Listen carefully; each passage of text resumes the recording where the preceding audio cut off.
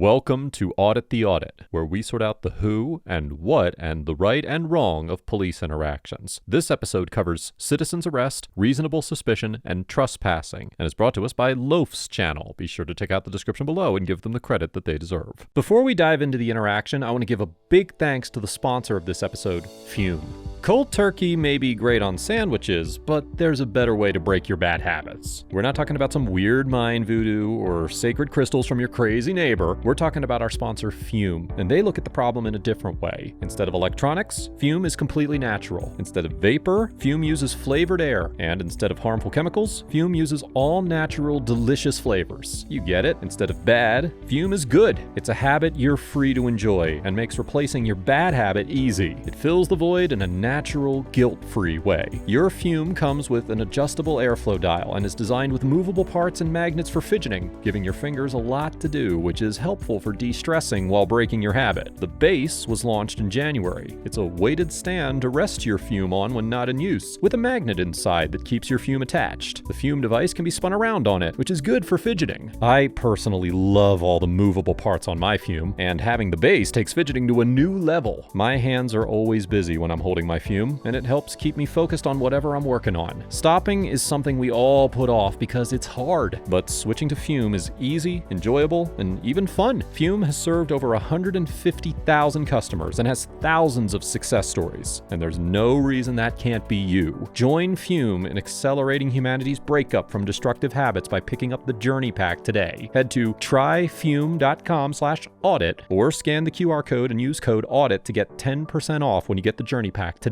Thanks again to Fume for sponsoring today's episode. In a video posted on August 17th, 2022, YouTuber Benjamin Spandy, more commonly known as Loaf, visited the Valley Fair amusement park in Shakopee, Minnesota with fellow YouTuber Goten and a camera person to commit pranks and engage in some quote-unquote buffoonery. The YouTubers participated in and filmed a variety of antics with no issues until they decided to approach an individual who they claimed had cut the line for a ride. Dude, she's cutting in line. Why'd you cut the line? Huh? Why'd you cut the line? I'm talking to my cousin. No, I'm not going on a ride. No, I watched you though. You cut the whole line. I'm talking to All my these cousin. people are waiting for their kids to get off. They're not in line. No, but I've been waiting this whole time. This You can't- isn't- but we're not- You can't get on here anyway. You too tall. What are you talking about? Yes, I can. Not this one. You can't get on this Oh, you ride. got You too Dr. tall. 52. Are you discriminating against me because I'm tall? Hey, this dude. You know him? I mean, you can ask him, but he's not gonna let you on the Yeah, you ride. too tall. No, but some of us are waiting and like out there all day, and she just cut the line. You say I'm discriminating. All of these against parents are waiting for their kids to get off the ride. None of them are waiting to get None on of the them are ride. waiting to get on the ride. There is no line. No, like I'm just trying to go on the ride. Goten, I thought that was you. I thought you were next to me. I looked over. It's not you. You guys over at the kids area recently? The kids area. We had a description of, well, two white guys and a black guy. I'm half white. I'm sure the victim didn't really take it off. The victim? Too. You know, assault. What? They said, yeah, you guys grabbed her. You had a camera. That's why I'm thinking that camera. We Yeah. grabbed her? Whoa! Who? We're gonna go take you guys back so she can see if she can identify you, and then we got SPD coming too. So we're just gonna. What are you talking? Who did we grab? I just got the report. So This just got What? blew way out of proportion, yo. Grab? people out of proproportion. Were you there? Talk about Who did we grab? We don't even know what we don't even know who you're talking about. That's fine. You fit the description. Are you a cop? No, I'm not a cop. All right, I'm leaving.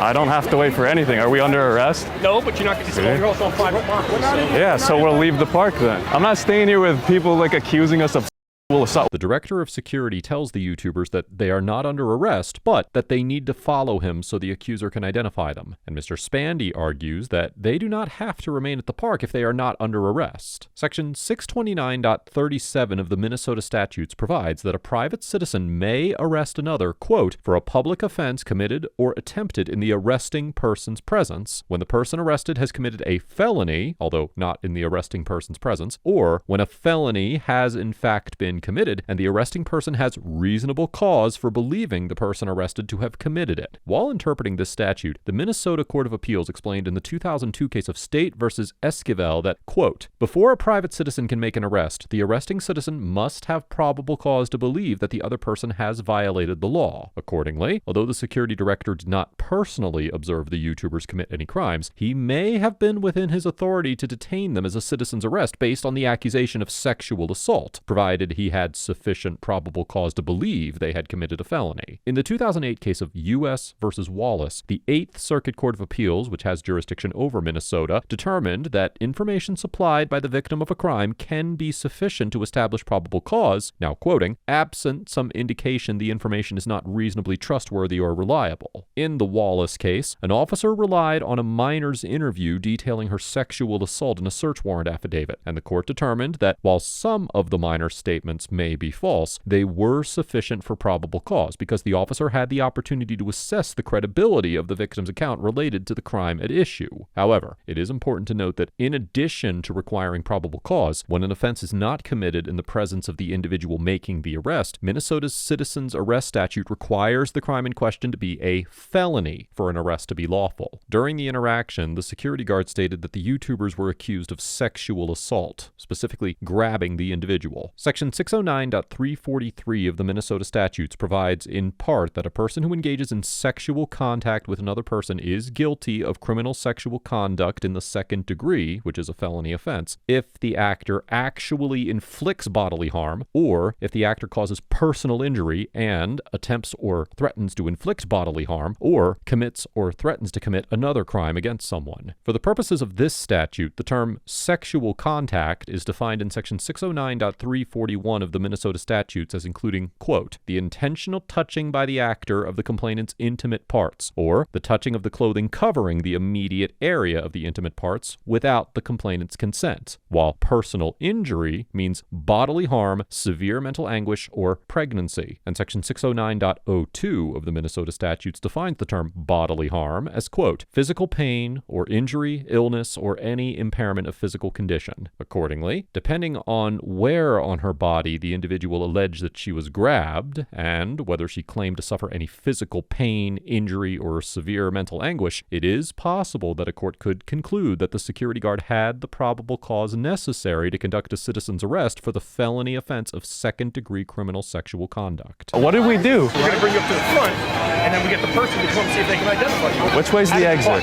I'm usually chill, but you can't walk up and accuse us of sexual assault. Get the out of here. What's your name? Dan, and I'm the director of security. All I asked you guys is to hold on so we can sit here and get this script. No, I'm not holding on for anybody. Yeah, she grabbed, dude, she touched us. So now you were there. You just said you didn't have anything to do with it. Yeah, we were there. We didn't grab anybody. And we literally have it all on video. Okay, well then you have nothing to worry about. Why can't you just resolve it then? I'm not staying here to explain a situation that we didn't do anything wrong. They brought backup too. What are you doing? Why is there 3 of them? You guys brought out the whole Avengers for this. Why don't you come over here in the security office? Why don't we not? Well, if you're innocent, then I'll tell you what. Why don't we not? Shut the hell up. You're not getting front of the line pass. You accused us of sexual assault. And why don't you want to talk to Now you're not. Now you're going to apologize. This is private property.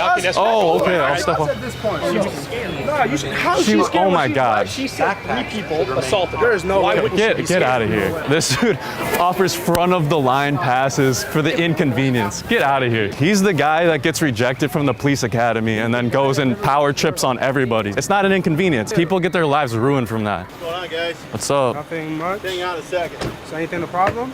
Yeah. So what's going on today?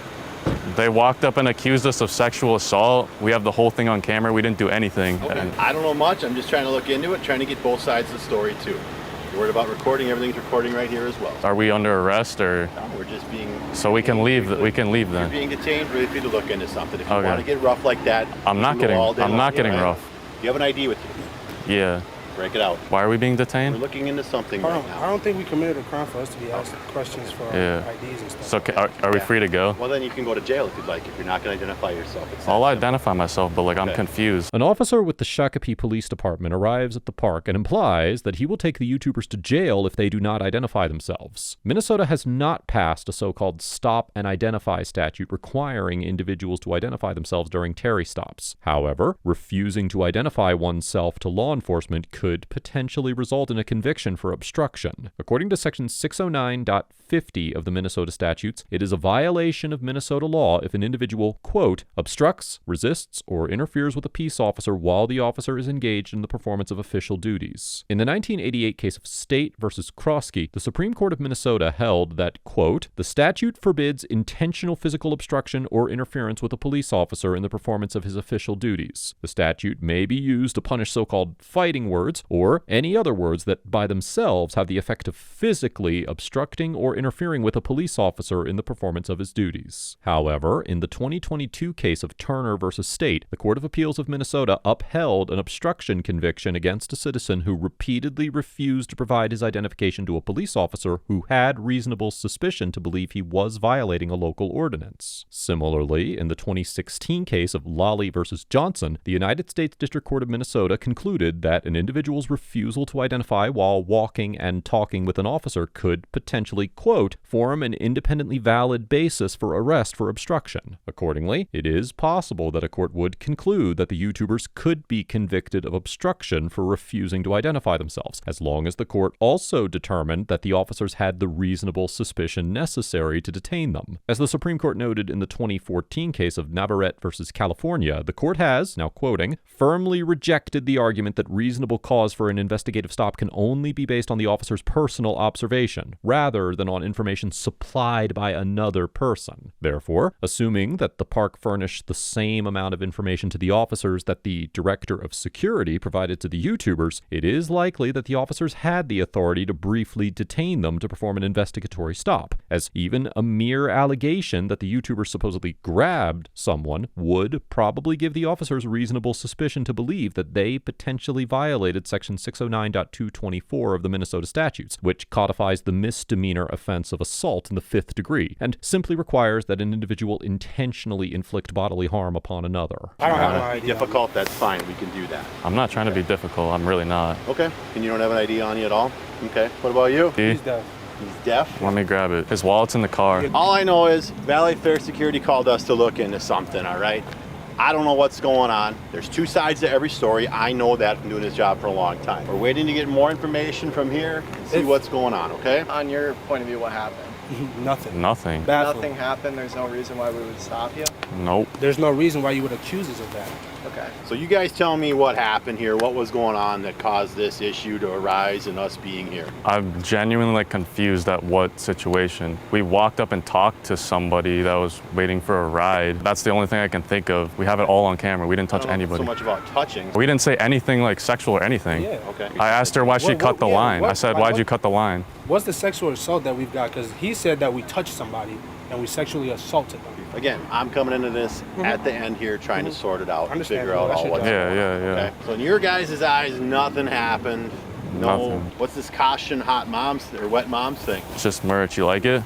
Yeah. I need to get you a shirt, man. Yeah. Damn, I wish I had an extra shirt. Dude, they brought another cop. Blowing out of proportion. Why are we still here? You guys are being detained for an investigation right now. It's as simple as that. There's nothing criminal for us.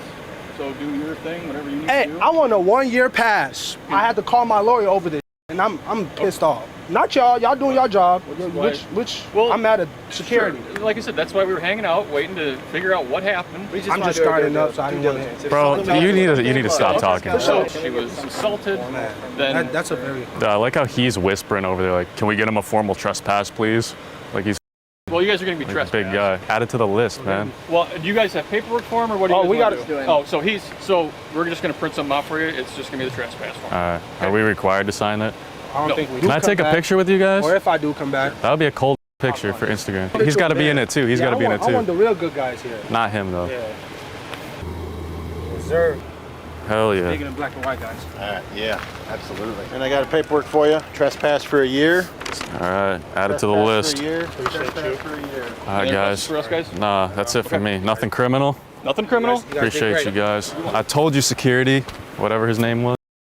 Thank you, man. You guys have a good rest Yeah, of the you day. have a good all one. right? The officers issue each of the YouTubers a written trespass warning, but confirm that it is not a criminal matter. The term trespass warning refers to a written notice or verbal warning that informs a certain individual that they are not allowed on a specific property or premises. Although an individual does not have to commit a crime to receive a trespass warning, and the fact that an individual is issued a trespass warning does not indicate that they are being charged with a criminal offense, the violation of a trespass warning is generally considered to be a crime. According to Section 609.605 of the Minnesota statutes, quote, a person is guilty of a misdemeanor if the person intentionally returns to the property of another within 1 year after being told to leave the property and not to return, if the actor is without claim of right to the property or consent of one with authority to consent. Therefore, since the YouTubers received a trespass warning stating that they could not come back to the park and they had no claim of right to the property, their actions would be considered trespassing if they returned to the property in the next year without first receiving consent to do so. Furthermore, even though the allegation against the YouTubers was false, private property owners are generally permitted to exclude individuals from their property for any non-discriminatory reason, even if the property contains a business held open to the public. As the Supreme Court explained in the 2021 case of Cedar Point Nursery versus Hasid, quote, the right to exclude is one of the most treasured rights of property ownership. The very idea of property entails that sole and despotic dominion which one man claims and exercises over the external things of the world, in total exclusion of the right of any other individual in the universe. Additionally, this so-called right to exclude is generally not impacted by the fact that individuals are engaging in activity that is protected by the First Amendment. For instance, in the 1976 case of Hudgens versus National Labor Relations Board, the Supreme Court held that private property owners could exclude from a shopping center individual members of a labor union who were picketing in front of their employer's store, noting that, quote, the constitutional guarantee of free speech is a guarantee only against abridgment by government, federal or state. Thus, while statutory or common law may in some situations extend protection or provide redress against a private corporation or person who seeks to abridge the free expression of others, no such protection or redress is provided by the Constitution itself. Accordingly, it is highly likely that a court would determine that Valley Fair could prohibit the YouTubers from returning to the property, even though the accusation against them was false. You know what, honestly though?